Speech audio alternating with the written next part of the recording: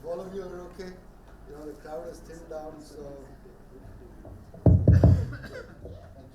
Thank you, Professor.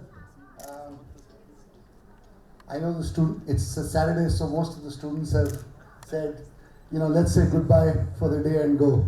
So there was a nice gathering at the back. I don't know if all of you noticed. Our young achiever who was there in the last,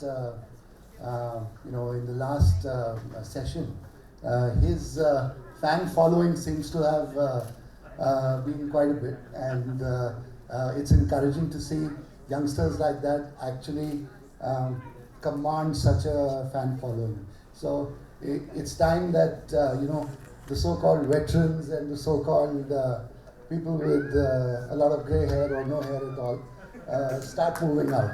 So thank you very much for all of you who are still here. We'll wrap this up fast. But what I thought was, instead of me standing there and talking to all of you, if whoever's sitting back can come up front for 2 minutes, let's actually have a dialogue amongst ourselves and actually see what we all discussed here today, what we thought, and what we could probably learn from each other, because it's more about learning from each other than just about learning from others and a one-way communication. So over the years, over the last 30 years, I think my colleagues and peers have told me I've moved around the most in terms of industries. I've worked in 7 industries. How I did it, I don't know, and neither do most of my colleagues, but somehow it happened. However, over many years, what I've seen is it's important to work with young, fresh minds. And it's the young, fresh minds here that were there through the day. Unfortunately, they're not. What's entrepreneurship all about? It's changed as years have gone by. When I started my first entrepreneurial venture about 20 years ago, I came from a very middle-class family. My father was in the armed forces, so we didn't have very much money. But at the same time, I was the first guy in the family to actually step out and say, I want to become an entrepreneur. My father didn't speak to me for 2 months. He said, you've left a great job. I was a vice president with a nice, large business, but I still wanted to leave a secure job and go and do something. But we made something out of it. Why? Because there was a passion. So for entrepreneurship, that passion is tremendously important. It's a huge plus. So no matter which part of the world you are, no matter what you're doing, anything you do, whether it's entrepreneurship or the job you do, it has to be done with a lot of passion. It has to be done with a lot of thought.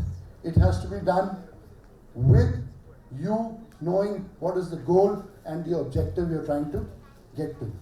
At the end of the day, if that's not there, no matter what you do, no matter how bright your idea is, you could be a genius technically, you could have a fantastic product. But if you're not passionate, if you're not committed, and if you're not realistic about what you do, it never happens. I have worked with over probably 20,000 students over the last 20 years in training, in learning and development, mentoring them. As of today, I probably mentor 25 companies in different spaces. I mentor companies in agri-tech, so it's a social enterprise. I do that too.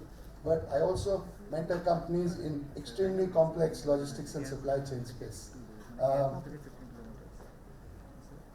It's a business principle that applies. So whether you're a social entrepreneur, or you're an entrepreneur that's working in the tech space, or you're an entrepreneur that's working in banking or in education or just about anything at all. Those few pieces in that entire puzzle. You mentioned the team, the people. What's your commitment and what's your passion? Do you have a viable product to work with? Is there a market out there? Or if there's no market, can you create a market? Yeah. And if you can't create a market, then do you know when to step back and say, hey, I went wrong and I couldn't get this thing up and running. So these are some of the things that I believe are very, very important for entrepreneurship, whether it's social or it is any other kind of entrepreneurship. Keeping the social entrepreneurship piece, social entrepreneurship in our countries, there are delegates from Afghanistan, from Bangladesh, and from our geography. In our kind of countries, social entrepreneurship is so, so important. Why? Because it's a tool to generate jobs. And for us, that job creation is probably the most important thing. But it's not just the job creation. If job creation is to continue, it also has to be a sustainable enterprise.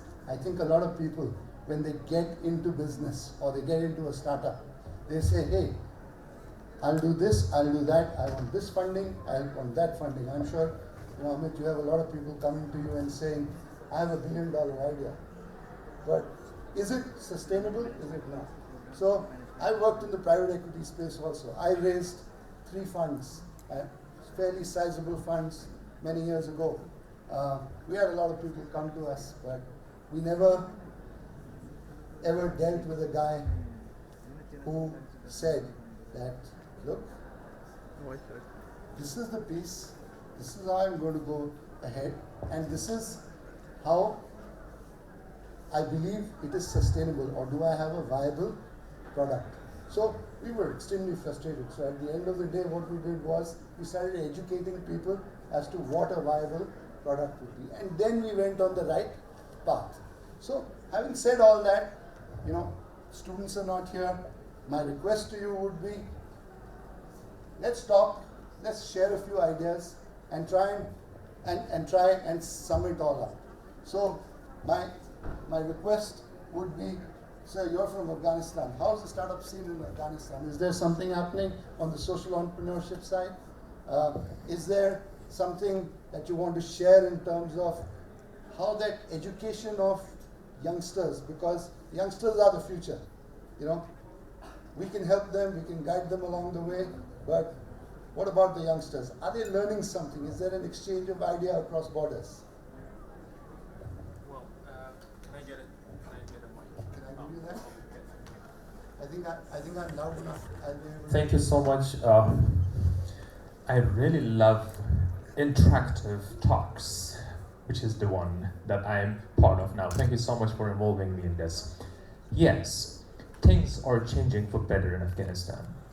And I'm not sure if you were present here when I delivered a short speech about what we are doing in terms of social entrepreneurship or not.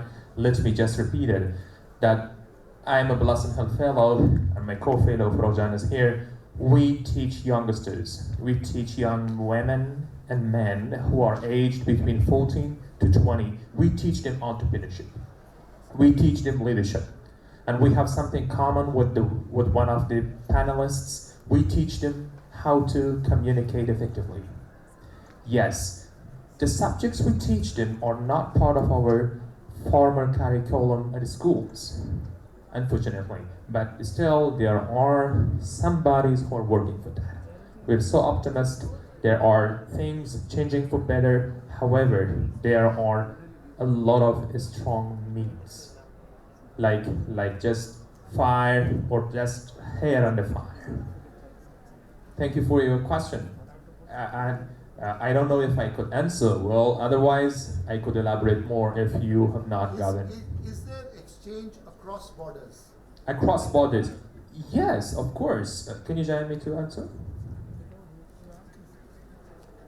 Are you picking up ideas from India or from Bangladesh or from similar regions? Because this region has problems that are of a similar nature. How do you tackle that? Thank you first for giving me the chance. Yeah, there are chances. There are exchange programs. We do send students outside, and we do receive the experts and speakers inside Afghanistan. And there are camps for the students, especially for learning and knowing and just grabbing some ideas and coming back and make some more innovations. We recently had the team of girls, robotic girls. There were 5, and they created something, and they went to US, and they presented there, and coming back, they were more improved.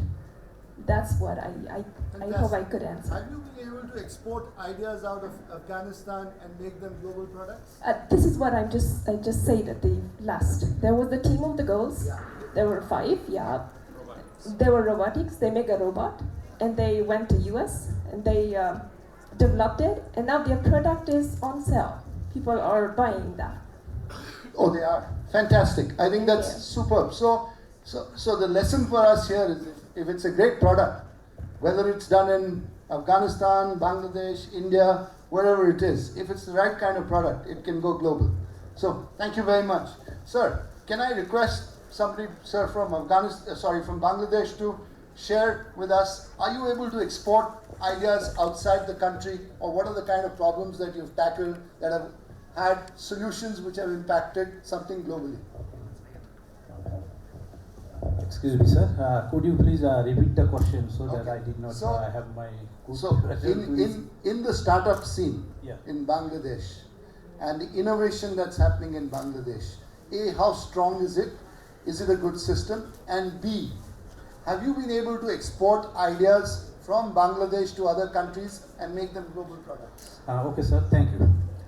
So in Bangladesh, since 2009, the educational system was very traditional, and after 2009, HECAT project, it was started, and now quality education, it is going on. Moreover, in this project, research collaboration with many countries also included by the help of IQACs of Bangladesh. I mean, there are 69 IQACs, Institutional Quality Assurance Cell, in Bangladesh, and directors, additional directors, and QA committee chair, they are spontaneously trying to make collaboration with other countries also. But these steps are not so strong, but it is going on right now. Thank you, sir. Okay, have you been able to export any good innovations from Bangladesh that you know of that have become global products? From Bangladesh to others country, from university level? No. Any level? Any level? Yes, it is going on because from our university we are also doing some collaboration I think with Indian countries Professor as there well wants as to answer, sir. with Malaysia and other countries also. Yeah, I think Professor there wants to answer. Yes. Dr. Shiraz, my friend, is right. Actually, we are also sending innovative ideas from starting from the agriculture sector, jute. We have now know how the life cycle of the jute, and also about pharmaceuticals. Another thing we extremely sending that disruptive technology, because disaster management. Bangladesh is the highest country which has shown how to manage the disaster management. So Bangladesh can easily generate its ideas, and I strongly believe, Bangladesh is in the world connectivity, but sometimes due to current affairs, it is sometimes peak and thorough position. Thank you. Thank you very much, sir. So we've heard two of our colleagues from other countries. Anybody from our geography that can cite an example? Gentlemen? Anybody? This crowd, I mean, the kind of effort you are putting in this event, sparsely crowd, I'm pretty confident that someone like you can definitely sell at least, if not all, yourself a comb. You know? Great. Really appreciate this thing. Most important, I mean, like particularly when you're talking about people from Afghanistan, Bangladesh, and we Indians and various parts of India itself is a huge place. The kind of differences that we have. Now, most important, like in the morning session I was telling, the kind of collaboration which is required. That's something very important. Like you said, there are a lot of commonality. There are a lot of issues which are very common to, I think, most of the South Asian countries. And particularly when you're talking about, just forget about the traditional kind of business that we are all involved in, and we know our strength, our weaknesses, and we can analyze, we can take it forward. But then particularly if you're talking about the social enterprise kind of thing, I would like to give you the example. I'm pretty sure, Afghanistan, Bangladesh, everywhere would be experiencing the kind of thing. A very small example of the challenges, the problems that people like us sitting here in Bangalore have been facing day in and day out. It's become a part of joke also. The potholes, and look at a gentleman sitting here has created an idea on that, and trust me, probably one of the most popular persons we are fortunate to have with us today here. This is the kind of thing which requires, we are talking about the challenges in the society that we face. Most important is a transformational leadership. This is one of the examples I would like to share. Now, why I'm saying, just to answer, or rather to share your ideas, very important that if we could collaborate among the countries, thinking beyond border, solution beyond border, collaboration beyond border, I think we can do that, and we can complement each other also, because we have similar kind of challenges, similar kind of problems, similar kind of even experiences. And the fact remains, it's not like a big brother kind of attitude I'm talking about, but then yes, India is far ahead in technology, in knowledge, in all that, and I'm pretty sure companies like that, each of the gentlemen sitting here also would be willing to share their knowledge and experience. Now, can we have an exchange of knowledge and thoughts, that's going to benefit each of us. That's something very important that we should think about. Thank you so much. Because very important, like I said, together we can always, together. Thank you very much. Thank you. So I think, I'm going to sign off here, but very briefly, I think your Pothole Raja is a phenomenal hit. Yeah. And I think, whoever's left here, let's give you a big hand. Yeah. And it's an example of a problem not just of our country, but I think of this entire region. So whether you go to any country in this region, I think that's a perennial problem. The most important thing which I think you will definitely appreciate, we always have the habit of grumbling, complaining, and being in negativity. The gentleman came out of it, he said, no, you keep yourself engaged as a responsible citizen. Absolutely. So rather than just look at the US, Europe, and other parts of the world for solutions, I think the solutions lie right here. They lie in this part of the world. So I think whoever's left here and whoever can collaborate with each other, I think let's reaffirm or affirm that rather than going and looking for solutions in far, far away lands that are different culturally, that are different socially, why not look for solutions in this part of the world? I think you can get a lot more effective solutions. You can make sure they're implemented a lot faster, and culturally they're a lot more sound. Culturally, they are a lot more doable. And so I firmly believe collaborating with each other across borders in this particular part of the world is what I would call real social entrepreneurship and economic development. So thank you very much. Yeah, thank you very much.